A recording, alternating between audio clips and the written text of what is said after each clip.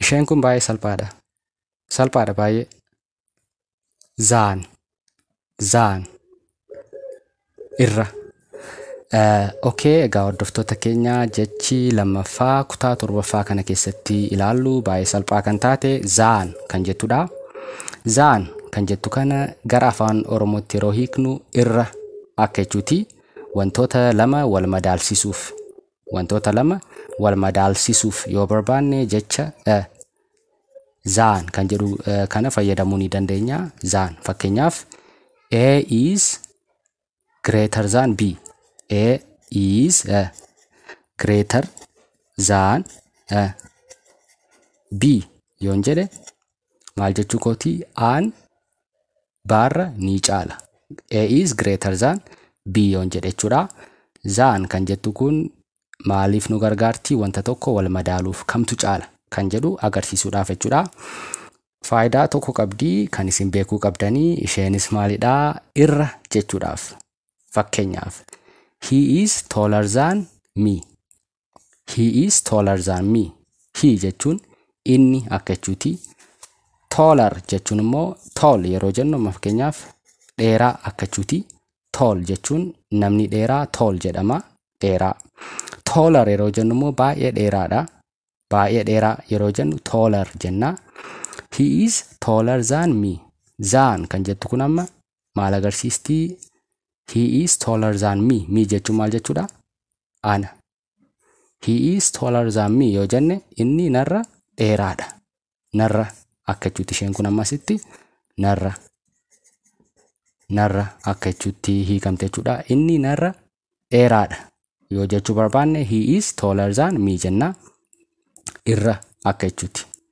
Akka jechuutti kama fakkeenyaaf he is taller bakka jettutti bigger jechuun immoo guddaa, guddina agarsiisa. Wanti tokko big yeroo jedhamu guddaa ta'uusaa agarsiisa. Inni narra guddaadha yoo jechuu barbaadan he is bigger than me. Na jechuudha isheen kun. Natti hiikamti. He is bigger than me. Inni narra guddaadha yoo jechuu barbaadan akkasitti fayyadamuu dandeessu. Zaan kan jettu kun irra, kun isa kanarra ni caala akka jechuutti hiikamte jechuudha. He is stronger than me. Stronger jechuun immoo baay'ee cimaa akka jechuuti. Yoo wanti tokko cimaa ta'e strong jedhama. ER kana yoo itti dabaltan immoo wanti sun baay'ee cimaa ta'uu agarsiisa ishee kana. Yoo itti dabaltan tall yoo yeroo jennu dheeraadha. Taller yoo jennu immoo irra dheeraadha. Big yoo jenne maalidhaa? Guddaadha. Bigger yoo jenne immoo irra guddaadha akka jechuuti. Strong yoo jennu cimaa. Stronger yoo jenne immoo irra cimaadha akka jechuuti jechuudha. ER'n kun guddina wanta sanaa agarsiiste jechuudha. Kanaaf akkasitti irra kan jettu kana jecha zaan jettu kana irra, kun kanarra guddaadha, kun kanarra xiqqaadha jettanii wal madaalliidhaaf jecha itti fayyadamtanidha jechuudha. Isheen kun baay'ee isin fayyaddi, akkasitti qabadha. Fakkeenyaaf examplii dhumaa baay'ee salphaa taate she is more beautiful than her sister yoo jedhama namni tokko fakkeenyaaf isheen is more beautiful. Jechi more jettu wanti tokko baay'ee ta'uusaa agarsiifti. She is more beautiful. Beautiful jechuun bareedduu, dubartootaaf beautiful yoo jenne bareedduu ta'uu ishee agarsiisti. Zaan kan jettu kun ammas keessatti maal akkamitti hiikamti? Irra. Beautiful than her sister. Obboleettii ishee. Her jechuun immoo kan ishee akka jechuutti ni hiikama. Kana dura ilaallee jira kutaa keenya tokkoffaa keessatti.